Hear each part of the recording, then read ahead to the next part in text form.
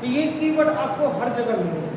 होता क्या है जनरली कि जैसे कि मान लीजिए कि किसी भी प्रश्नों में जैसे ही पूछा जाता है कि मौर्य कला का आलोचनात्मक व्याख्या करें, ठीक है, एक दिन था मौर्य कला की आलोचनात्मक व्याख्या करें। ज़्यादातर लोग होता क्या है कि 70 to 80% स्टूडेंट क्या करते हैं कि जैसे ही उनके माइंड में आता है देखते हैं वो कि मौर्य कला, सिर्फ वो देखेंगे मौर्य कला पूछा हुआ है ना जी, मौर्य कला पूछा हुआ है, मौर्य कला पूरा छाप करके चले जाए। परंतु वहाँ पे एक शब्द टेल किया हुआ है, जोड़ा हुआ है आलोचना, वहाँ पे एक शब्द जोड़ा हुआ है समीक्षा, वहाँ पर एक शब्द जोड़ा हुआ है विवरण, वहाँ पर एक शब्द दिया हुआ है व्याख्या। हम क्या करते हैं कि जनरली उन शब्दों को इग्नोर कर देते हैं, परंतु आपके क्वेश्चन को कितना आपको मार्किंग मिलेगा ये पूरा का पूरा डिसाइड वही जो वर्ड जुड़ा हुआ होता है, जो छुपा हुआ होता है, वही वर्ड आपसे मांगता है। जैसे सिंपल सी बातें करें तो मौर्य कला तथ्य हो गया, जानकारियाँ हो गई कि ठीक है हमें मौर्य कला के विषय में आप जानकारी दीजिए, परंतु उन्होंने रूट को चेंज कर दिया। इसको हमें आलोचनात्मक रूप में चाहिए, इसको हमें विश्लेषणात्मक रूप में चाहिए, ये हमें व्याख्यात्मक रूप में चाहिए, किस रूप में चाहिए। जनरली स्टूडेंट क्या करते हैं कि वो सिर्फ मौर्य कला को उठाते हैं, मौर्य कला को छाप करके चले आते हैं। वहाँ पर वो ये नहीं सोचते हैं कि हाँ इसके साथ जो जुड़ा हुआ शब्द है, इस शब्द की क्या मायने रखता है या क्या इसकी भूमिका है। बहुत बड़ी भूमिका होती है, खास करके ये जो शब्दों को अगर आप पकड़ लोगे और शब्दों के अनुरूप आप काम करने लगोगे, डेफिनेटली आप विश्वास रखना कि आप रैंक दे दोगे, आप अच्छा रैंक को प्राप्त कर लोगे, क्योंकि जो मांग रहा है वैसी पूर्ति। सिंपल सा बीपीएससी का एक ही आइडियोलॉजी है, उसको कोई मतलब नहीं है कि आपके पास कितना ज्ञान है, आपकी ज्ञान का जो सीमा है वो कितना गहरा है, कितना बड़ा है, कितना व्यापक है, उसको इससे कोई मतलब नहीं। उसको सिर्फ और सिर्फ मतलब है कि मैं जो पूछ रहा हूँ उस चीज़ के विषय में आपके पास किस हद तक जानकारी, कितना आप वो जानकारी हमें दे पा रहे हैं। जैसे कि उदाहरण के तौर पर और मान के चलिए आपसे पूछ दिया मौर्य कला पे ही अगर हम बातें करें या भारत छोड़ो आंदोलन के संदर्भ में बातें करें। कल हम लोग प्रीवियस ईयर वाला क्वेश्चन देख रहे थे, प्रीवियस ईयर वाले क्वेश्चन में देख रहे थे तो बहुत दिनों तक आपसे प्रश्न पूछा गया था कि भारत छोड़ो आंदोलन को बिहार के संदर्भ में बताइए, बिहार के संदर्भ में बताइए। अब आप जाओ और आपके माइंड में जैसे ही आपने देखा भारत छोड़ो आंदोलन पूछा हुआ क्वेश्चन है और आपने क्या किया कि पूरी तरीके से कंप्लीट रूप से भारत छोड़ो आंदोलन पे व्याख्या करके आना शुरुआत कर दी, लिख करके आ गए भारत छोड़ो आंदोलन ये हुआ, वो ऐसा हुआ, वैसा हुआ, समानांतर सरकारें की स्थापना हुई, महाराष्ट्र में हुआ, बंगाल में हुआ, बलिया में हुआ, अन्य चीज़ों को आपने दिखाना शुरुआत कर दिया। गांधी जी को गिरफ्तार करके यहाँ रखा गया, वहाँ रखा गया। क्या आप उम्मीद करोगे कि एग्जामिनर आपको नंबर देगा? उस हद तक तो नहीं देगा। वो आपसे पूछ रहा है कि आप हमें बिहार के संदर्भ में, यानी आपका जो इंफॉर्मेशन है, आपका जो ज्ञान है, उसकी जो सीमा है उन्होंने बांध रखी है कि आपका ज्ञान बिहार के संदर्भ में ही दौड़ते रहना चाहिए। तो आप बिहार से जुड़ी एक्टिविटियों को दिखाओ। तो लिखना जैसी मांग वैसी पूर्ति, वहाँ पर कभी भी अपने ज्ञान का प्रदर्शन मत करो कि मैं बहुत अधिक जानता हूँ। आप बहुत अधिक जानते हो तो इससे आए तो क्या मतलब है? हम जो पूछ रहे हैं वो आप जानते हो कि नहीं जानते। सिंपल सा लॉजिक है, सिंपल सा चीज़ें हैं कि जैसे कि मान लीजिए कि आपसे कह दिया गया कि आप हमारे यहाँ से चावल लेकर के गए, हमारी इच्छा, मैंने आपसे कहा कि इस चावल का आज आप हमें पुलाव बना कर खिलाओ, आप पुलाव बना कर खिलाओ। हमने नेक्स्ट टाइम कहा आपसे कि इस चावल का आप बिरयानी बना कर खिलाओ, आप बिरयानी बना करके हमें खिला दिए। हमारी इच्छा फिर हुई, हमने आपसे कह दिया इस चावल का आप हमें खीर बना करके खिलाओ, आप खीर बना करके खिलाओगे। मूल चीज़ों को समझो। मूल चीज़ें ये है कि बेस में चावल था, अलग अलग डायरेक्शन में हमने आपसे उन चीज़ों को डिमांड किया। उसी प्रकार से मूल में है भारत छोड़ो आंदोलन, मूल में है मौर्य कला। अब उस डायरेक्शन को वो घुमा रहा है, या तो आप हमें बिहार के संदर्भ में दे दो जी, इसकी आलोचनात्मक व्याख्या कर दो, इसकी विश्लेषणात्मक व्याख्या कर दो। इन चीज़ों को लेकर के ऐसे ऐसे आपको रिप्रेजेंट करना होगा। तो आपको वहाँ पर जो भी इंफॉर्मेशन है, सबसे पहले क्वेश्चन को, जब भी क्वेश्चन को लिखने बैठो तो क्वेश्चन को ध्यान से पढ़ो, ध्यान से पढ़ो और क्वेश्चन पे उस पर आप सोचो कि हाँ ये कहना क्या चाह रहा है, पूछ क्या रहा है। कोई जबरदस्ती नहीं, कोई जबरदस्ती नहीं, कोई ये चीज़ें नहीं। एक मानसिक चेतना को विकसित करो। और जो अभी मैं आपको साथ साथ ये जो शॉर्ट नोट्स बनवाते हुए आगे की ओर बढ़ रहा हूँ, देखिएगा इसका आगे चल करके कितना मजा है, कितना मजा है। कुछ ही शब्दों में, कुछ ही चीज़ों में आप तुरंत लिख दोगे। हिस्ट्री सेक्शन चाहे आगे जो भी सेक्शन है, आप ये कीवर्ड क्यों बनाते हुए पढ़ो ना आगे। आप देखोगे विषय जैसे ही आपका कंप्लीट होगा और जैसे ही कंप्लीट हुआ और आपने उन देख लिया तो सारा कोऑर्डिनेशन आपसे जुड़ता रहेगा। हमारे लेक्चर आपके माइंड में है, हमारे नोट्स आपके माइंड में है जी। अब शॉर्ट नोट्स उनके बीच में एक तरीके से आपका कोऑर्डिनेशन बन गया, आपके संबंध, आपके मेंटल एबिलिटी को अप्रोच कर दिया वहाँ पे, तो जाहिर सी बात है कि और अधिक व्यापक देगा। किसी दूसरे तीसरे के नोट्स के चक्कर में मत पड़ो, खुद के नोट्स पढ़ाओ, खुद पे काम करो। टॉपर्स जितने भी आप देखते होंगे, जितने भी लोग सक्सेस होते हैं, टॉपर्स होते हैं, कभी देखे वो दूसरे का नोट्स उठा करके लाए हैं? नहीं। लाते भी होंगे तो सिर्फ और सिर्फ एक सहारा के लिए कि हम देख लेते हैं क्या है क्या नहीं, परंतु चीज़ों को वो इम्प्लीमेंट तो अपने अनुसार ही करते हैं। तो वही चीज़ें तो हो रही है आपके साथ, सब कुछ है, चीज़ें इम्प्लीमेंट आपके अनुसार हो रही है। और आपका जो कीवर्ड है, जो डायरी है, वो किसी दूसरे के काम का भी नहीं, दूसरा उसमें क्या समझेगा। बहुत सारी चीज़ें हैं, आप सिर्फ एक लाइन पढ़ोगे, आपका माइंड में और भी 10-15 कहानियाँ उससे जुड़ी हुई माइंड में बोलने लगेगी, उसका मजा उस समय हम लोग। खैर, अब हम लोग कीवर्ड को देखते हैं। ये वो सब कीवर्ड है जो आपको आगे चल करके लिखने में बहुत हद तक सहायक है। आपको एक जनरली शब्द मिलता होगा आलोक, जनरली एक शब्द मिलता होगा, देखते हैं एक शब्द आलोचना, ठीक है। ये आलोचना होता क्या है? एक शब्द मिलता है कि आलोचना कीजिए, किसी भी चीज़ में पूछा जाता है कि मौर्य कला का आलोचना कीजिए। भारत छोड़ो आंदोलन में पार्टिसिपेट कर रहे हैं जो बिहार के नेता थे, लोगों की आलोचनात्मक व्याख्या कीजिए। एक बार पूछा भी है जी वीर कुंवर सिंह की भारत छोड़ो आंदोलन, वीर कुंवर सिंह 1857 की क्रांति में आलोचनात्मक व्याख्या कीजिए। क्या है ये आलोचना? आलोचना जैसे कि हम बोलते हैं क्रिटिसाइज, इसके लिए समीक्षा शब्द का भी प्रयोग किया जाता है। कहीं कहीं आप देखिएगा आलोचना शब्द के लिए समीक्षा शब्द का भी प्रयोग मिलता है। इसका सीधा सा अर्थ है किसी भी वस्तु के गुण और दोष दोनों को आपको दिखाना, उसके गुण और दोष दोनों ही चीजों को। जनरली क्या होता है कि जैसे ही आलोचना शब्द आता है तो आलोचना शब्द के तहत हम सिर्फ उसके दोष यानी नेगेटिविटियों पे प्रहार करना शुरुआत कर देते हैं, नेगेटिविटियों पे काम करना शुरुआत कर देते हैं।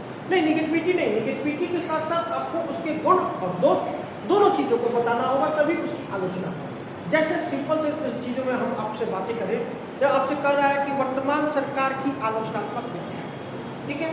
अगर मान लीजिए कि आपका करेंट अफेयर का क्वेश्चन है, चाहे अन्य चीज़ों में वर्तमान सरकार की किसी योजनाओं के आपकी आलोचनात्मक आपसे पूछ रहा है, तो सरकार की जो योजना है, जो कार्यक्रम है, उसकी आलोचना कीजिए। तो उसके गुण को भी बताइए कि हाँ ये गुण है।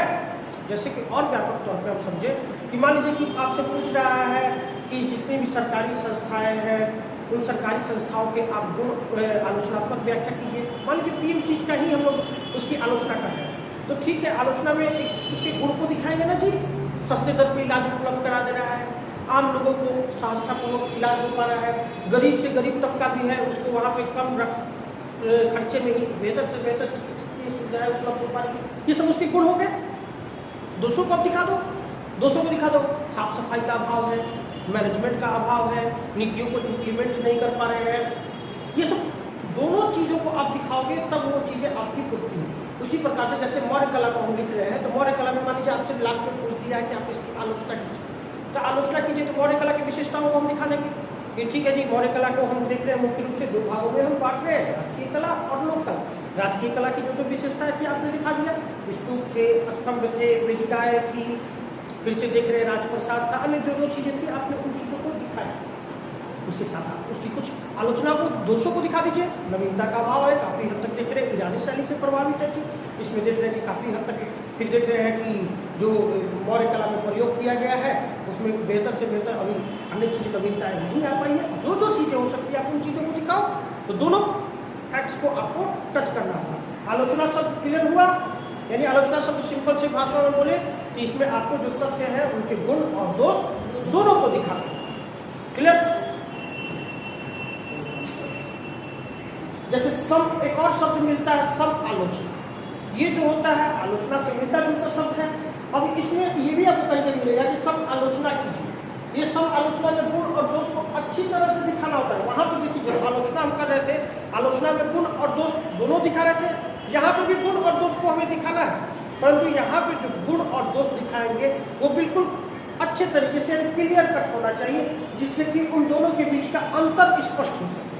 अंतर स्पष्ट हो सके, आखिर ये जो हम कह रहे हैं कि जैसे कि मान के चलिए कि कोई सरकारी संस्था हो गई और निजी संस्था, और सरकारी संस्था और निजी संस्था का हमें अगर आलोचना करना है, सम आलोचना करना है, तो उन सरकारी संस्था और निजी संस्थाओं के लाभ और हानि दोनों के बारे में हम बताएंगे। इसके साथ साथ हम अब ऐसी चीज़ें करेंगे कि जो बिल्कुल क्लियर कट हो जाए। ठीक है, दोनों का उद्देश्य सेवा करना है, परंतु एक का उद्देश्य स्वयं निजी लाभ की भावना से काम कर रहे हैं, कस्टमर के सेटिस्फैक्शन पे काम नहीं कर रहे हैं। कस्टमर का सेटिस्फैक्शन कैसा भी हो, उन्हें सिर्फ और सिर्फ अंतिम रूप से स्वार्थ की ही पूर्ति करनी होती है। ऐसे चीज़ों को आप दिखा सकते हो ना। तो अब जो आप गुण और दोष वहाँ पर दिखा करके आगे बढ़ रहे थे, अब उस गुण और दोष का जो दायरा होगा इस समालोचना में और थोड़ा सा बढ़ जाएगा। बढ़ने का कहने का अभिप्राय है कि जब इतना मतलब बढ़े कि दोनों के बीच का जो अंतर है वो बिल्कुल सुस्पष्ट हो सके, यानी उनके बीच जो हम माने जो अंतर्दृष्टि होगी वो अंतर्दृष्टि थोड़ा सा गहरी होगी। गहरे रूपों में जाकर के हम उसकी व्याख्या करेंगे, उस विषय पे अपना वक्तव्य देंगे। क्लियर, समझ में आया? तीसरा देख रहे परिभाषित कीजिए। ऐसा भी शब्द आपको मिलता होगा कहीं ना कहीं, परिभाषित कीजिए। किसी भी चीज़ों को लेकर के आता है कि ठीक है आप इसको जो जैसे कि समझने की कोशिश कीजिएगा। वैश्वीकरण को आप परिभाषित कीजिए। ग्लोबल वार्मिंग है, ग्लोबल वार्मिंग को आप परिभाषित कीजिए। ऐसे ऐसे चीज़ें आपको मिलते होंगे। ये क्या है, क्या आपको मालूम है? इसमें क्या होता है कि जो तथ्य होते हैं उस तथ्य की परिभाषा लिखनी होती है। जैसे मान लीजिए आपसे वैश्वीकरण के बारे में ही पूछ रहा है कि वैश्वीकरण को आप परिभाषित कीजिए, तो आपको बताना होगा कि पहले वैश्वीकरण होता क्या है क्या नहीं, इसके बारे में आपको एक तरीके से स्पष्ट कर देना होगा। ठीक है, लेकिन ध्यान दीजिएगा यहाँ परिभाषा थोड़ी व्याख्या भी करनी होगी। नहीं, परिभाषा के साथ साथ आपको उसको एक्सप्लेन भी करना होगा कि ठीक है, जैसे कि मैं आपसे बता रहा हूँ मूल अधिकार। मान लीजिए मूल अधिकार होता क्या है, तो मूल अधिकार को मैंने आपको एक तरीके से बता दिया कि सामान्य तौर पे वो अधिकार है जो किसी भी व्यक्ति के व्यक्तित्व के लिए आवश्यक है। ये हमने उसकी परिभाषा दे दी थी। अब इसके साथ में हम उसकी व्याख्या करते हुए बताएंगे ना वो कौन कौन से अधिकार हैं जो किसी भी व्यक्ति के व्यक्तित्व के लिए आवश्यक है।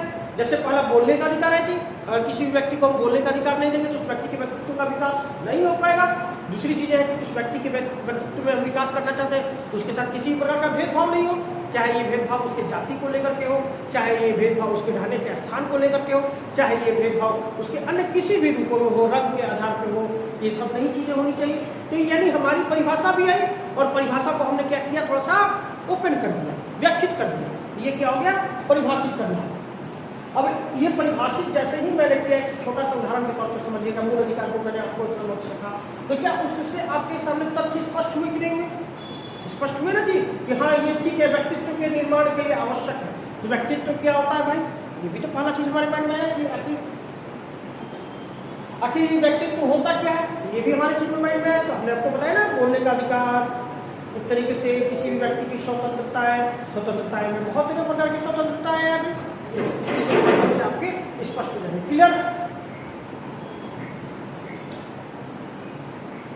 क्लियर हो गया? परिभाषित कीजिए।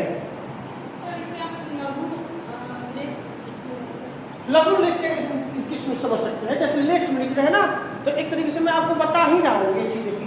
ये भी क्या हुआ, लेख ही एक प्रकार का छोटा सा लेख हो गया। मैंने मूल अधिकार में आपको जो चीजें बताया है कि ठीक है ये चीजें हैं, एक प्रकार का लघु लेख ही है ना जी। अब मूल अधिकार तो ठीक है, अब कंपेयर करके आपको दिखाएंगे कि विश्व में मूल अधिकार का पहली बार कहाँ है, किन संदर्भों में प्रयोग किया गया, भारत के संविधान में ये है, क्या कहीं और भी है। इस प्रकार से हम आपको व्याख्या करें, उसके विषय में बता रहे हैं ना। एक प्रकार से छोटा सा एक लेख ही हो गया ना, उसके बारे में कंप्लीट रूप से लेख नहीं है, परंतु एक स्वरूप उसका जरूर है, ये हम कर सकते हैं। क्लियर? नेक्स्ट, सदोदाहरण व्याख्या कीजिए। ऐसा भी आपको मिलता होगा कहीं ना कहीं, ये सदोदाहरण आप व्याख्या कीजिए। इसमें क्या होता है कि इसका अर्थ है उदाहरण सहित व्याख्या। जो आपसे पूछा जा रहा है और उस विषय वस्तु में कोई उदाहरण आ रहा है तो आप उसको उदाहरण के साथ आप उसकी व्याख्या कर दीजिए। जैसे यह व्याख्या से अलग केवल इस मायने में है कि इसमें मुख्यतः उदाहरण दिए जाते हैं। ये उदाहरण तथ्य, आंकड़े, घटनाएं, चित्र आदि कुछ भी हो सकते हैं। अब जैसे कि समझने की कोशिश कीजिएगा, हमने आपसे कहा कि ठीक है अभी हम लोग जा रहे हैं घूमने के लिए कहीं पे, या कोई वैसी कार्यक्रमों को लेकर के हम आपसे चर्चाएं कर रहे हैं, तो वहाँ पे चर्चाएं कर रहे हैं तो हमने आपसे कहा कि यहाँ पे कई सारी चीज़ों की आवश्यकताएं पड़ सकती है। तो उन आवश्यकताओं का एक लिस्टिंग हम लोग ने बनाया ना जी, कि यहाँ जाने के लिए उदाहरण के तौर पर पहला हमें वहाँ पे परिवहन के लिए चाहिए, तो परिवहन के लिए एक हमें 4 व्हीलर या एक बस को हायर करना पड़ेगा, बस में ही हम सब सारे लोग जाएंगे, या अन्य उससे रिलेटेड जो चीज़ें हैं उन चीज़ों को, एक्टिविटियों को आपको वहाँ पर दिखाना होगा। जैसे कि उदाहरण के तौर पर और समझने की कोशिश कीजिएगा, कि हम कह रहे हैं आपसे कि देश की अभी 60% आबादी जो है वो कृषि पर निर्भर है, ठीक है, कृषि पर निर्भर है। तो और भी आंकड़े हम दिखाएंगे ना कि कृषि पर निर्भर है तो वो क्या क्या क्या क्या कर रही है, तो उन आंकड़ों के माध्यम से हम दिखा देंगे कि टोटल पॉपुलेशन का अभी 60% कृषि पे है, ये चीज़ें हैं, कृषि से क्या क्या चीज़ें आ रही हैं वो भी दिखा रहे हैं। इसके अतिरिक्त और भी कृषि से संबंधित जो चीज़ें हैं उनसे भी तो लोगों को लाभ हो रहा है, परिवहन यहाँ से वहाँ पे माल की ढुलाई का। इसके साथ ही साथ अन्य भी जो चीज़ें हैं कि वो कृषि से संबंधित चल रही है तो हम उनका आंकड़ा दिखा देंगे। जैसे कि मान लीजिए 2022-23 में हमने क्या प्राप्त किया था, 21-22 में हमने क्या प्राप्त किया था, उन आंकड़ों के माध्यम से भी हम दिखा सकते हैं ना। चित्र के माध्यम से मान लीजिए कि जैसे कि हम लोग बातें करते हैं कि कैसे भी हमने आप लोगों से कहा था कि पाल कला को दिखाइए या अन्य चीज़ों को दिखाइए, तो बहुत देर आप लोगों ने मैप वगैरह बनाया था, मैप बना के वहाँ पर बिहार को इंडिकेट किया था ना जी, यहाँ ये बिहार है या बिहार का मैप बना करके आपने वहाँ पर विक्रमशिला विश्वविद्यालय या अन्य चीज़ों को चित्रित किया था ना, तो वो उस प्रकार के उदाहरणों को लेकर के भी आप उन्हें चित्रित कर सकते हैं। क्लियर, समझ में आया? वर्णन कीजिए, एक और शब्द आपको मिलता होगा, वर्णन कीजिए। आखिर ये शब्द क्या है भाई, वर्णन कीजिए। इसमें विस्तार के साथ किए जाने वाला चित्रण, इसकी समीक्षा की जरूरत नहीं होती है, जैसा होता है उसे उसी तरह रख दिया जाता है। सिंपल सा चीजें हैं, सिंपल सी बात है कि वर्णन करें। आपसे पूछा गया कि जैसे कि आप जहाँ सामान्य तौर पर ऐसे शब्द आपके घरों में भी प्रयोग होते होंगे, परंतु उन शब्दों को आप ध्यान में नहीं देते होंगे, या उनका स्वरूप थोड़ा सा अलग होता होगा। जैसे कि मान लो आप कहीं से घूम कर नहीं आते होंगे तो आपके घर के जो आपके गार्जियन हैं, बुजुर्ग लोग हैं, आपसे पूछते हैं ना जहाँ गए क्या क्या हुआ बताओ।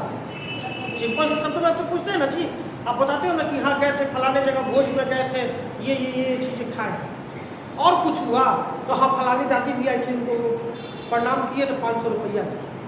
मतलब जो जैसा घटित हुआ होता है आपको वो चीज़ें शब्द बताते हैं। इसमें भी वही, इसमें कोई ये नहीं कि पूरा आप ऐसा नहीं ना कि पूरा बनावटी बताने की शुरुआत कर लेते हो, बनावटी बनाना शुरुआत जैसे ही करते हो गार्जियन कहते हो जरूर हुआ क्या ये पढ़े आओ, मूल मुद्दे पर आओ, ऐसा होता है कि नहीं होता है? तो वही चीज़ें कुछ नहीं, समीक्षा जैसे कि वहाँ पर हम देख रहे हैं गुण दोष ये चीज़ों को रखना, बनावटी चीज़ों को नहीं, चाहे अन्य चीज़ों को नहीं रखना है, जो घटित हुआ है उसको आप बताओ, जो जैसा वहाँ पे चीज़ें हुई है आप उसको बताओ।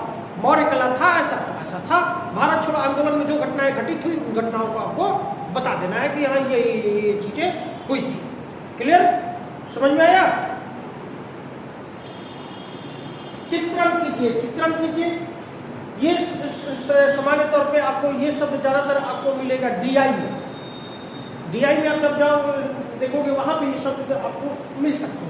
इसमें क्या होता है कि चित्रण करो, चित्रण जैसे स्केचिंग करना, यानी चित्र बना करके आप दिखाइए, स्पष्ट है कि इसके अंदर पूछे गए तथ्यों को जानकारी देनी होती है। आपसे मान लीजिए कि डेटा संबंधित कोई चीज़ें पूछ दिया, चाहे अन्य चीज़ें पूछ दिया, आप उसको बताइए, चित्रित कीजिए कि हाँ ये चीज़ें।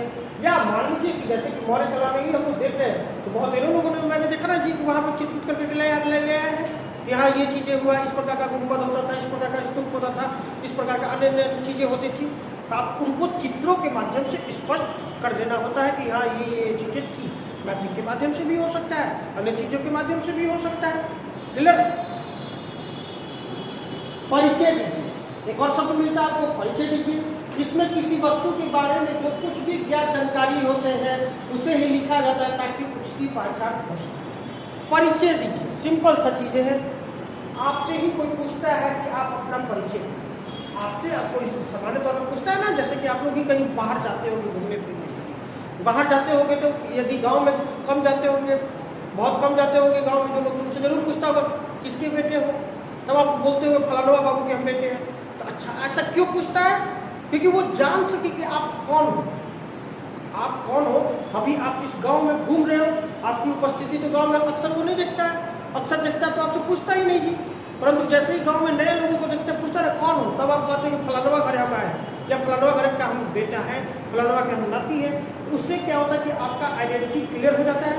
तो अब मैं आपसे पूछ रहा हूँ कि मान लीजिए कि पाल कला का आप परिचय दीजिए, तो कम से कम इतना तो आप मुझे बताइएगा ना कि मैं पाल कला के बारे में नहीं जानता हूँ, परंतु आपके दिए गए इंफॉर्मेशन से मेरे अंदर कुछ जानकारियाँ एकत्र हो जाए पाल कला के बारे में। समझ रहे हो ना?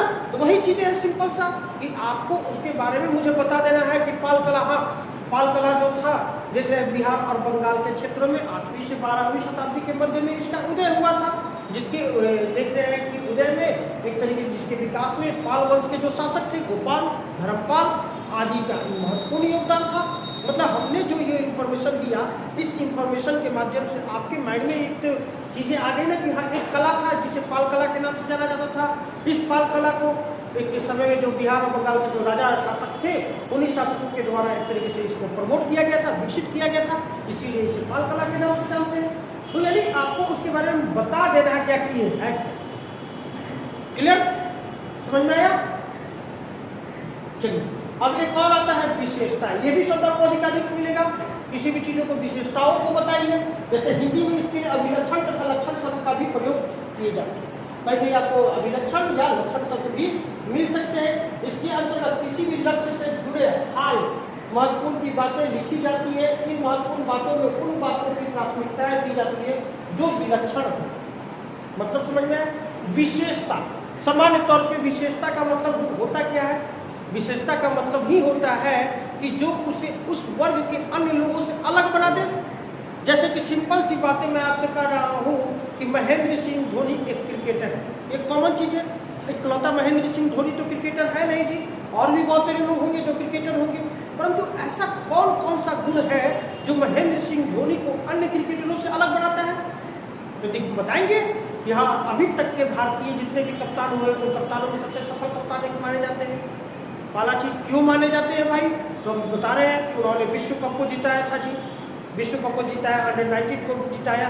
जो उनकी चीज़ें, उनका हेलीकॉप्टर शॉट काफ़ी फेमस है जी, बहुत अच्छा लगता है हमें देखने में। चाहे जब टीम इंडिया जब जीत के निर्णायक मोड़ पे होती है तो वो अपने जज्बे के बदौलत, अपने खेल के दम के बदौलत इकलौते वो अकेले खेल को जिता देने की क्षमता रखते हैं। ये जो मैंने आपको बातें बताई, ये वो गुण थे जो गुण महेंद्र सिंह धोनी को अन्य क्रिकेटरों से अलग बनाते हैं। तो ऐसे ऐसे चीज़ों को आपको बताना होगा। जैसे कि अब मान लीजिए इस चीज़ को हम प्रैक्टिकली अब हम लोग समझने की कोशिश करें कि आपसे मान लीजिए पूछ रहा है पटना कला शैली की विशेषताओं को बताइए। कला के संदर्भ में हम अगर बिहार के ही संदर्भ में देखें, बीपीएससी के संदर्भ में देखें, तो 3-4 कला तो आपको यही भी पढ़ना है जी। मौर्य कला पढ़ना है, पाल कला पढ़ना है, पटना कला शैली पढ़ना है और एक मधुबनी पेंटिंग पढ़ना है। ठीक है, कला तो ये 4 आपको यही भी मिल गई। अगर हम राष्ट्रीय लेवल पे देखें, इंडिया लेवल पे देखें, तो और भी बहुत सारी कला है, परंतु क्या कुछ ऐसा गुण है जो पटना कलम शैली को अन्य शैलियों से अलग बना रही है, जो उनके अंदर नहीं है, सिर्फ और सिर्फ पटना कलम शैली के अंदर ही है? आपको उन गुणों को बताना होगा। जैसे भाई, जैसे कि जितनी भी कलाएं हैं उन सारे कलाओं के साथ एक चीज रहा कि वो राजा महाराजाओं के संरक्षण में विकसित हुए हैं जी। पटना कलम शैली एकमात्र शैली मिलेगी जो आम जनता के बीच में लोकप्रिय हुई, आम जनता के बीच में फली फूली है।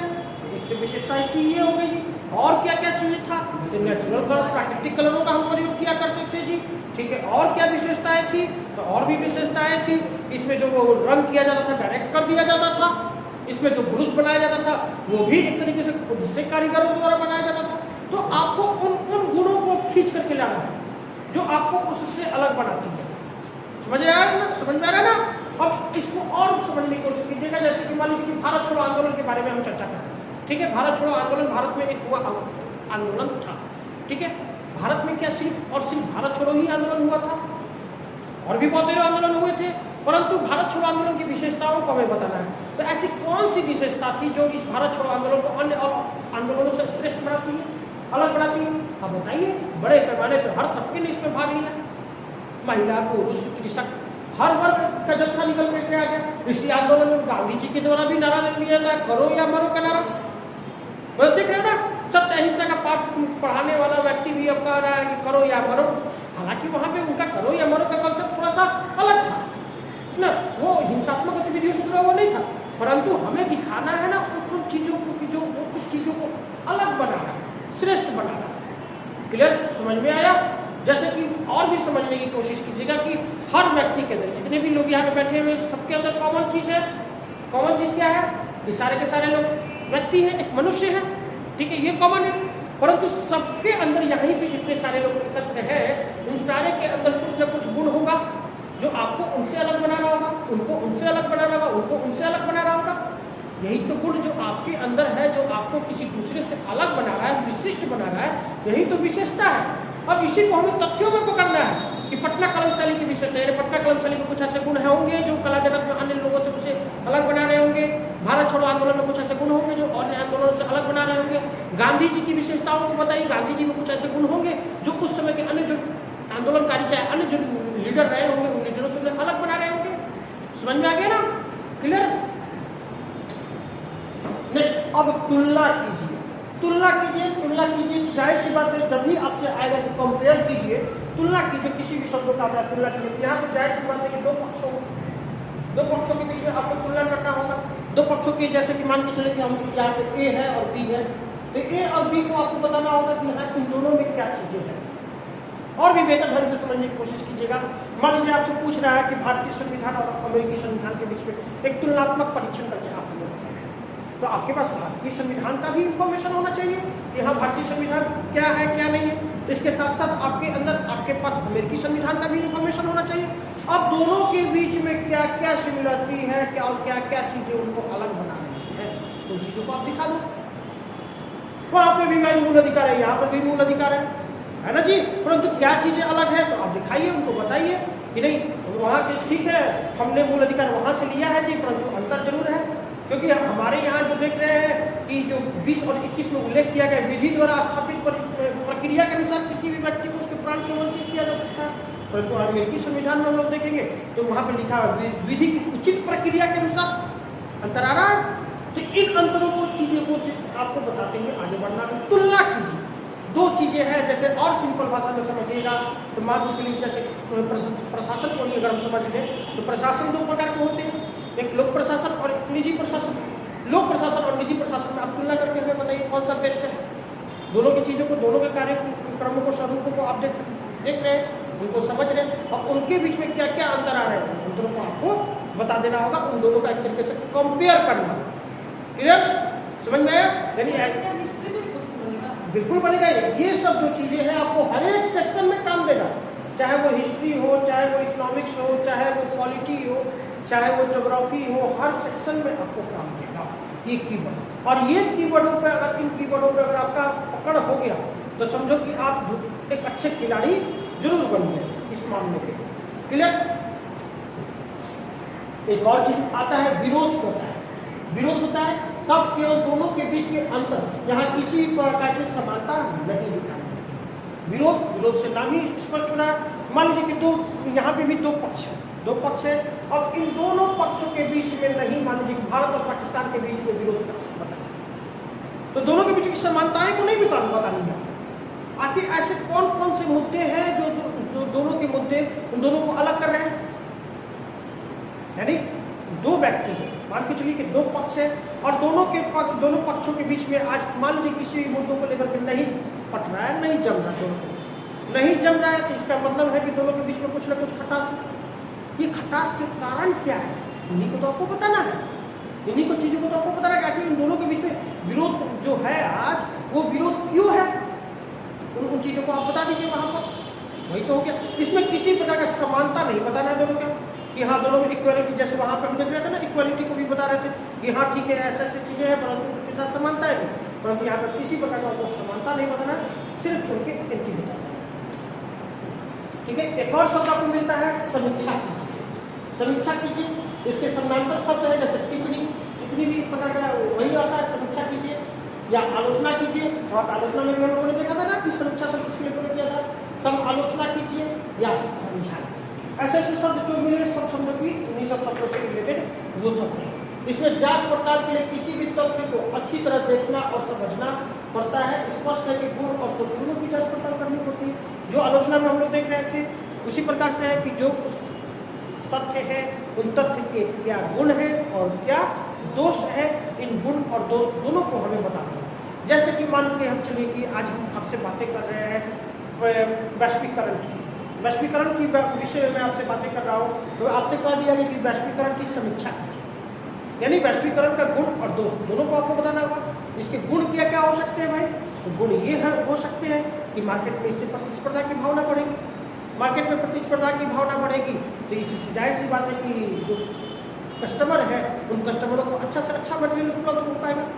जैसे कि आप समझ के कहते हुए बढ़िएगा आगे, आप लोग कोई जनरली मोबाइल वगैरह यूज करते हो, ठीक है, मोबाइल जैसे ही आप परचेज करते हो तो तुरंत उसके उसी फैसिलिटी का उतना ही सेम चीज़ें फंक्शन उससे कम रेट में मार्केट में और भी क्या कंपनियां उपलब्ध करा रही है कि नहीं करा रही है।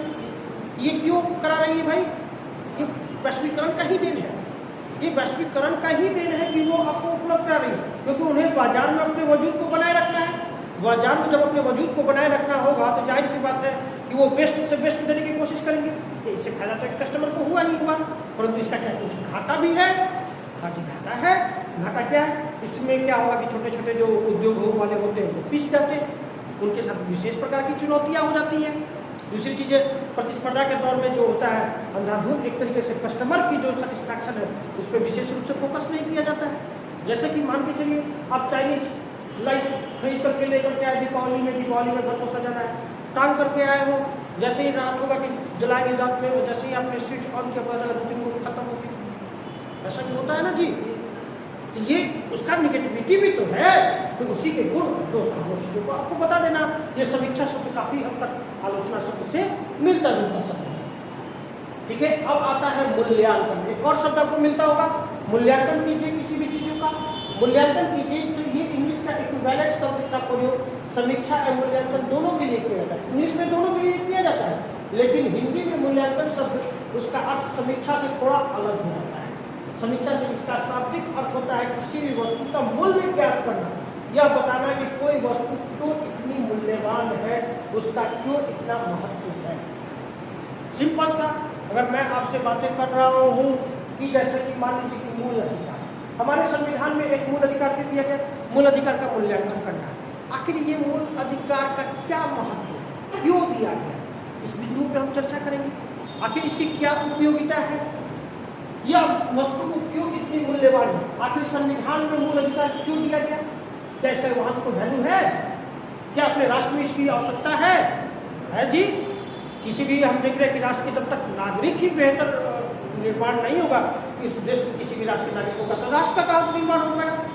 तो मूल्य तो है जी, वैल्यू तो है उसका, तो उन वैल्यूओं को हमें दिखाना होगा। समझ में आ रहा है ना। मान लीजिए कि आपसे पूछ रहा है कि ठीक है किसी भी सविनय आंदोलन का आप मूल्यांकन कर दीजिए, चाहे अन्य चीज़ों के संदर्भ में आप उसका मूल्यांकन कर दीजिए, तो उसके महत्व को आप सिंपल से भाषा में दिखा कि हाँ ये जो आज है क्यों है, कहने का अर्थ जो है ये क्यों है, इसके क्या वैल्यूएशन है, उसकी क्या अपनी एक इम्पोर्टेंस है। सिंपल सा चीज़ों में आप लोग समझ के चलिएगा। जैसे कि आप सारे लोग यहाँ पे इकट्ठे हो, ठीक है, आप जितने भी सदस्य हो, आप सारे लोगों के घर में अपना कुछ ना कुछ वैल्यू है। आप लोगों का अपने घर में कुछ वैल्यू है ना जी।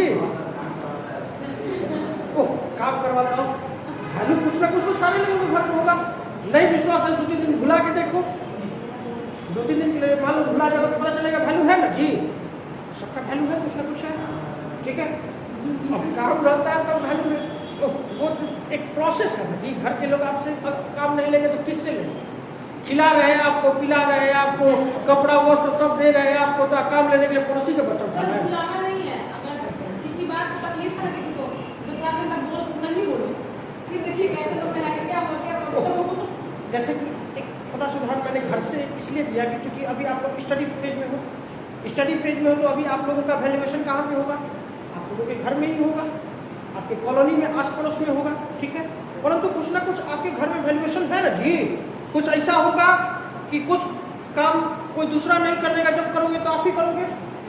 हर घर में ऐसा सदस्य होगा, छती पे चढ़ना होगा तो कॉलोनी में छती पे चढ़ाएंगे, दूसरा चढ़ ही नहीं सकता है। ऐसा होता है कि नहीं होता है जी, ठीक है। वहाँ पे जाना है, कोई दूसरा ही नहीं कर पाएगा, जब करेगा तो वही कर देगा। घर में कुछ भुला गया है कि दूसरा कोई नहीं खोज पाएगा, जब खोजेगा तो वही खोजेगा। मतलब एक चीज़ें है ना, ये आपका एक तरीके से वहाँ पे वैल्यू पता चल रहा है ना, समझ रहे हो।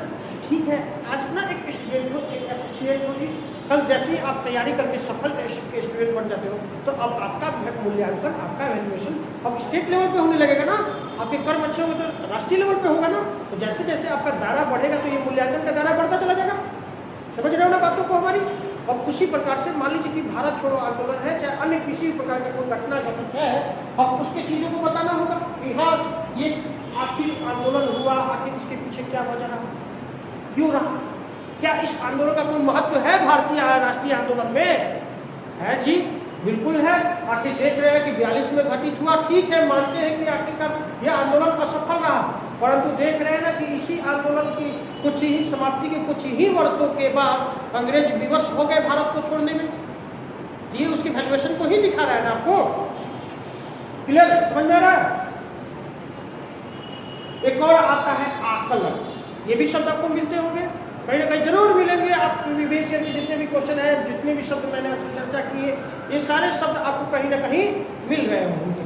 आकलन कीजिए, यह भी काफी कुछ मूल्यांकन शब्द के करीब ही है, जिसका अर्थ होता है अनुसंधान करना, जांच करना, मूल्यांकन से यह इस मायने में थोड़ा सा अलग है कि आकलन के दौरान हम अनुमान लगा सकते हैं, लेकिन यह पूरी तरीके से काल्पनिक और बिल्कुल ही अव्यवहारिक नहीं होनी चाहिए। और देखिए, मूल्यांकन जो शब्द था ये ठीक है, उसी के से मिलता जुलता शब्द है, परंतु मूल्यांकन शब्द में जो था, मूल्यांकन शब्द में एक तरीके से आज की हम उसको प्रस्तुत कर रहे थे, उसके महत्व को बता रहे थे कि हाँ हाँ ये चीजें हैं।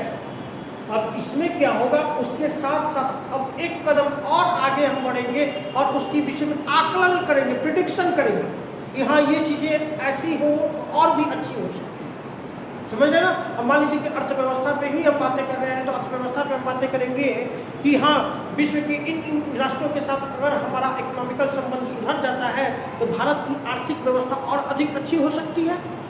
एक तथ्यों को, अब ऐसा नहीं कि बिल्कुल वो आपको अकाल्पनिक जो दिखाना है व्यवहारिक कहीं भी नहीं हो, कल्पना करना है, परंतु कल्पना आपका ऐसा नहीं कि उसका मूल जड़ से कोई वजूद ही नहीं हो। समझ रहे हो ना? जड़ को नहीं छोड़ना है, जड़ पे आपको टिके रहना है। जो वास्तविकता है उस वास्तविकता को बताना ही बताना है, परंतु उन वास्तविकताओं को और कैसे किन किन रूपों में हम बेहतर से बेहतर कर सकते हैं, उन आयामों को भी बताना है, उन डायरेक्शनों को भी बताना है कि हाँ इन चीज़ों को अगर हम टच कर ले तो और बेहतर से बेहतर हो सकता है। जैसे उदाहरण के तौर पर और समझने की कोशिश कीजिएगा। ठीक है, आज देश की जो भी स्थितियां हैं उन स्थितियों में सुधार लाना हो, अगर हम आकलन कर रहे हैं तो हम कहेंगे कि शिक्षा संबंधी जो चीज़ें हैं उसको बेहतर से बेहतर उपलब्ध कराएं। अब शिक्षा में क्या होगा, प्राथमिक शिक्षा में भी हम देख रहे हैं कि मातृभाषा में अगर हम शिक्षा देते हैं तो और बेहतर से बेहतर हो सकता है। ये सब चीज़ें जो मैं आपसे बातें कर रहा हूँ अभी कहीं धरातल पर उतरा नहीं है, परंतु सब मैं अनुमान ही लगा रहा हूँ ना, और इन अनुमानों के आधार पर मैं सफलता के बहुत करीब तक पहुँचने की कोशिश कर रहा हूँ। हो सकता है कि अगर इन अनुमानों को अगर मैं प्रयोग में उतार दूं तो सफलताएं काफी हद तक मैं प्राप्त कर सकता हूं। समझ रहे हो ना बातों को कि हाँ शिक्षा सुविधा अगर हम बेहतर कर दें तो हमारे राष्ट्र की स्थिति अच्छी हो जाएगी। किसी को विशेष रूप से विशिष्ट करने की जरूरत नहीं, कौशल संबंधी अगर हम एजुकेशन दे दें तो जाहिर सी बात है कि देश की काफी हद तक जो गरीबी होगी वो गरीबी दूर हो जाएगी। लोगों को अगर मान लीजिए कि मोबाइल बनाना हम सिखा दिए, कंप्यूटर बनाना सिखा दिए, लैपटॉप बनाना सिखा दिए, अब उन्हें हमें रोजगार देने की तो आवश्यकता नहीं ना है जी। अब वो व्यक्ति कहीं ना कहीं एक अपना दुकान खोल लेगा, दुकान खोल करके मोबाइल बनाएगा, और एक चीज ये होगा जी उस व्यक्ति को अपना जीविकोपार्जन का हो गया। अब जिस क्षेत्र में वो बैठ करके ये काम कर रहा होगा उस क्षेत्र में भी 2-4-5 लोगों को वो सिखाएगा। तो ऐसे एक संभावनाएं एक आकलन के आधार पर हम आकलन कर रहे हैं ना जी, तब उस आधार पर हम कौशल से संबंधित जो शिक्षाएं हैं उन शिक्षाओं को लागू करने की कोशिश कर रहे हैं। सिर्फ वही चीजें हैं। तो अब आपको इसमें क्या करना है कि एक तरीके से आकलन करना है, परंतु वो आकलन आपका अव्यवहारिक नहीं हो। ऐसा नहीं हो कि रातों रात सोएगा। जो एक आप लोगों ने एक मूवी देखी होगी, आया था इस हीरो का था वो भी, हाँ ऋतिक रोशन का था। ऋतिक रोशन रात में सोया हुआ था और सुबह सुबह उठता है, बोलता है माँ मुझे सब दिखाई दे रहा है। फिर कहता है माँ मुझे कुछ नहीं दिखाई दे रहा। चश्मा पहनता है, जैसे पहनता है कोई मिल गया, मतलब देख रहे हो ना, उसका व्यवहारिकता उसके साथ तो कोई संबंध नहीं। हाँ अगर डॉक्टर के पास गया रहता, ऑपरेशन करवाया रहता, लेंस लगवाया रहता तब समझ में आता, परंतु ऐसे नहीं कि वो तो जादू उसको छू दिया, उठते उठते कह रहा कि माँ मुझे सब दिखाई दे रहा है। जैसे चश्मा पहन रहा कर माँ कुछ दिखाई नहीं दे रही, माँ करे ढीला हो गया, क्या हो गया तुमको, याद करो। मतलब देख रहे ना व्यवहारिकताओं के साथ उसका कुछ संबंध हो पा रहा है, नहीं हो पा रहा है, परंतु वो उस प्रोसेस के तहत अगर आगे बढ़े रहते तो संबंध संभावनाएं होती। उसी प्रकार से आपको यहाँ पे भी करना है कि आपके जो ज्ञान है, जो इंफॉर्मेशन है, वो इंफॉर्मेशन एक तरीके से समझे तो आपका जो जड़ है, वजूद है, उसको छोड़ करके नहीं होती, उस जड़ पर आप बंधे। क्लियर? औचित्य और शब्द आपको मिलता होगा औचित्य है क्या है, समझ रहे हो ना। यह शब्द उचित से बना है, औचित्य यानी उचित, उचित से बना है। पर्याप्त उदाहरण एवं साक्ष्यों के आधार पर सिद्ध करना होता है कि यह आपको अपने मत एवं उपयोग करना चाहिए। यदि आप किसी तथ्य के साथ सहमत नहीं है तो उसके कारण भी लिखना बेहतर होगा। ठीक है। औचित्य क्या है, सिंपल सा चीजें मैं अगर बातें आपसे कह रहा हूँ कि मैं गांधीवाद से समर्थन नहीं करता, मैं गांधीवाद से सहमत नहीं हूँ। ठीक है, क्यों नहीं हूँ, कारण भी बताना होगा ना। कारण बताइए कि क्यों आप आप वाद से समर्थन अपना सहमति नहीं रखते हैं, या किसी भी व्यक्ति विशेष के प्रति ठीक है आपकी सहमति नहीं है, किसी आइडियोलॉजी को लेकर के, किसी विचारधारा को लेकर के, या किसी अन्य चीजों को लेकर के आपका उसके प्रति कोई लगाव नहीं, क्यों नहीं है भाई, बताइएगा ना कि हाँ ये अमुक कारण है। समझ रहे हो। भारतीय सभ्यता और संस्कृति के संस्थापक आर्य थे। मान लीजिए आप नहीं सहमत हो कि आर्य नहीं थे, क्यों नहीं थे बताइए, तो आप कारण बताओगे ना कि अलग अलग विद्वानों ने उसने अलग अलग तरीके से बताया है जी। आधुनिक अनुसंधान के द्वारा काफी हद तक सिद्ध करने की कोशिश की गई है कि वो जो थे मूल रूप से मध्य एशिया के रहने वाले थे। दे करके तथ्यों को आप स्पष्ट करने की क्लियरिटी कर रहे हो ना, यानी उनका वजूद क्या है, सिंपल सा क्या है, उस वजूद पे आपको काम करने की आवश्यकता है। क्लियर, समझ में आया। एक और आता है टिप्पणी। टिप्पणी या एक प्रकार से अपनी बातों को संक्षिप्त में रखने की कला है। यहाँ इस बात को थोड़ा सा स्थान रखा जाना चाहिए कि लेख अथवा टिप्पणी लिखते समय उसकी प्रासंगिकता की भी चर्चा कर देनी चाहिए। आज के समय में ये बहुत चला हुआ है यूपीएससी में जी। यूपीएससी में जैसे कि पहले क्या होता था, लॉन्ग के क्वेश्चन पूछते थे, अब आपसे शॉर्ट क्वेश्चन पूछ रहे हैं। जो 38 नंबर के क्वेश्चन होते थे, आप देखिए 8 नंबर के आपसे पूछ ले रहे हैं। वहाँ पे आपसे टिप्पणी करवा रहे हैं, मौर्य कला पर टिप्पणी कीजिए, पाल कला पर टिप्पणी कीजिए, अन्य जो चीज़ें हैं उन चीज़ों पर आप टिप्पणी कीजिए। ये टिप्पणी क्या है भाई, इसके संदर्भ में अगर आपको बताना है तो लिखते समय उसकी प्रासंगिकता, ठीक है, आप जो भी जानकारी है, मैंने आप लोगों को मान लीजिए कि एक तरीके से सविनय अवज्ञा आंदोलन, असहयोग आंदोलन, संथाल आंदोलन हमने आपको पढ़ा दिया। हमने जो संथाल आंदोलन आपको पढ़ाया वो मोटा मोटी मान के चलिए कि 10 पेज में गया। 10 पेज में आपके पास इंफॉर्मेशन संथाल मूवमेंट को, विद्रोह को लेकर के आपके पास है। हमें आपको उसके बारे में मैं फिर पूछ रहा हूँ कि आप मुझे बताइए कि ये था क्या। मेरे पास उतना वक्त नहीं है, उतना समय नहीं है कि मैं बैठ करके आप 10 पेज आपसे सुनूंगा, तब आपसे उसके बारे में जानकारी एकत्र करूंगा। एक चीज़ ये, बट आपको मुझे इस तरीके से बताना है कि वो कम शब्दों में सारी की सारी बातें स्पष्ट हो जाए। कम शब्दों में आप सारी की सारी बातें मुझे बता दो, मैं संथाल विद्रोह से परिचित भी हो जाऊँ कि संथाल विद्रोह क्या था क्या नहीं था, ये चीज़ें मैं जान जाऊँ, और आपको कम से कम शब्दों का भी प्रयोग करना पड़े। यही तो है। हाँ, अब ये बताते समय उसकी प्रासंगिकताओं को भी बताना होगा। प्रासंगिकता मतलब समझते हैं, प्रासंगिकता मतलब होता है कि तरीके से वही महत्व, क्या क्या उसके महत्व है, क्या क्या उसकी उपयोगिता है। आज के समय में भी अगर मान लीजिए हम बातें करें तो आज के संदर्भ में ठीक है, आज हर व्यक्ति के जीवन में मोबाइल की प्रासंगिकता है, तो आपको बताना होगा ना कि ये क्या क्या प्रासंगिकता है, क्यों है। आखिर मोबाइल इतना अधिक प्रासंगिक हो चुका है हमारे जीवन में, क्यों हो चुका है भाई, इसके पीछे वजह क्या है। तो बहुत देरों ऐसे गुण है जी। समय देखना हो तो घड़ी का भी काम कर दे रहा है, जोड़ घटाव करना है कैलकुलेटर का भी काम कर दे रहा है जी, फोटो खींचना हो तो कैमरा का भी काम कर दे रहा है। हमें अपने दूसरे व्यक्तियों के साथ संपर्क साधना है तो एक तरीके से दूरसंचार का माध्यम भी बन जा रहा है जी। हमें कोई मैसेज भेजना है तो वो मैसेज तरीके से हमारा ट्रांसफर भी कर दे रहा है जी। व्हाट्सएप का भी तरीके से हम यूज कर रहे हैं, और भी अनेक कई प्रकार के एप्लीकेशन हैं जिन एप्लीकेशनों के माध्यम से बहुत सारे प्रकार के काम कर सकते हैं। बता रहे हो ना, तो आपको अब उन सब चीज़ों के बारे में बताना होगा। बट ये आपका बताने का जो तरीका होगा वो काफ़ी छोटा स्वरूप होगा, छोटे स्वरूप में आप उसे बताओगे। क्लियर। एक और आता है विश्लेषण। विश्लेषण यह भी एक प्रकार का रिव्यू करने जैसा ही होता है। सभी भागों का अलग अलग परीक्षण करते हैं, इस प्रकार सीढ़ी दर सीढ़ी हमारे विचार सामने आते हैं। विश्लेषण कीजिए। मान लीजिए कि अब आपसे पूछ दिया कि भारतीय संविधान का विश्लेषण कीजिए। मान लीजिए सिंपल सा आपसे पूछ दिया है कि संविधान का आप विश्लेषण कीजिए। संविधान का विश्लेषण आपसे मांग रहा है, तो अब संविधान में क्या क्या है। संविधान में प्रस्तावना भी है, प्रस्तावना के बारे में भी आपको बताना है, संविधान में नागरिकता है, नागरिकता के बारे में भी बताना है, संविधान में मूल अधिकार है, मूल अधिकारों के बारे में भी बताना है, संविधान में राज्य के नीति निर्देशक तत्व है, राज्य के नीति निर्देशक तत्वों के बारे में भी बताना है। अब जो जो चीज़ें हैं आप दो दो लाइन में ही, तीन तीन लाइन में ही आप बताओ, बट एक तरीके से उसमें इस तरीके से आप बताओ कि उसके जो एक एक चीज़ है वो हमारे क्लियर होते चले जाए और उन क्लियरिटी के माध्यम से हमारे पास एक तरीके से ठोस इंफॉर्मेशन कलेक्ट हो जाए।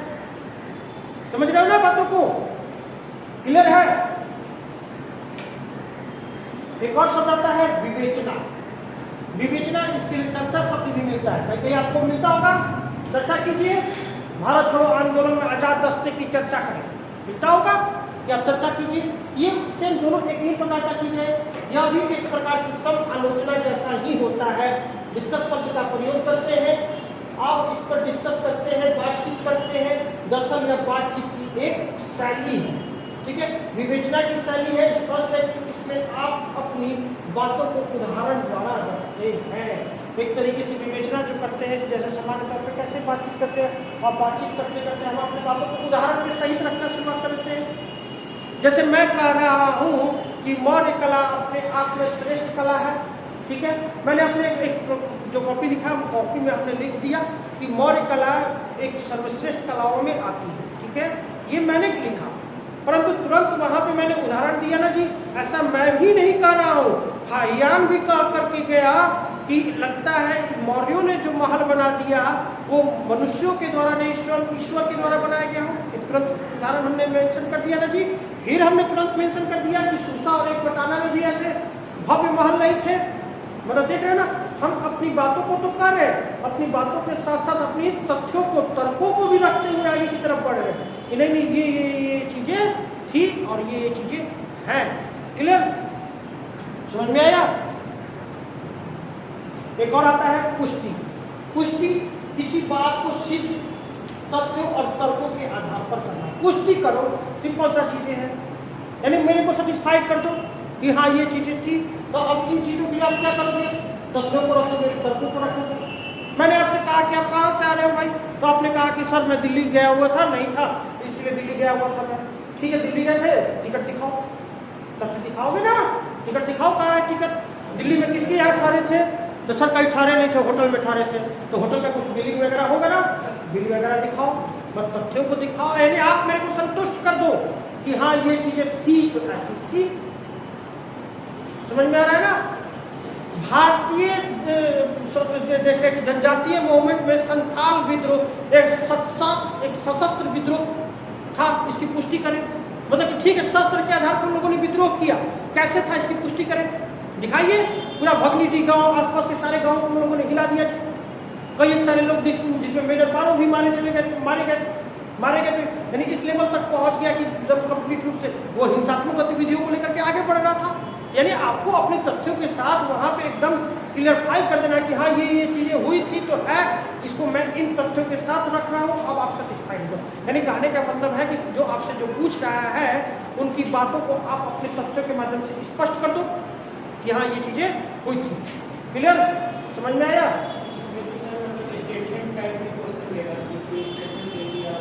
हाँ, कोई जोड़ देगा कि हाँ आप इस चीज से कहाँ तक तरीके से ये रखते हैं, आप उसकी पुष्टि कीजिए। क्लियर? कैसे मैंने आपसे बोला कि जनजातीय मूवमेंट में एक प्रथम सशक्त जनजातीय विद्रोह था, पुष्टि करें। और भी तो जनजातीय मूवमेंट थे जी, परंतु इसको सशस्त्र कर रहे, क्यों कर रहे, दिखाइए कि शस्त्र उठाए होंगे, ठीक है, हथियार उठाए होंगे, अगर हथियार उठाए होंगे तो कहीं खून खराबा हुआ होगा जी, खून खराबा हुआ, कोई मारा भी गया होगा, तो हम बता रहे हैं ना जी कि शस्त्र ही उठाए थे, तो शस्त्र उठाने क्या क्या हो गया, 12 में मारा गया, दिखा रहे हैं ना, पुष्टि कर रहे हैं ना उन चीजों को।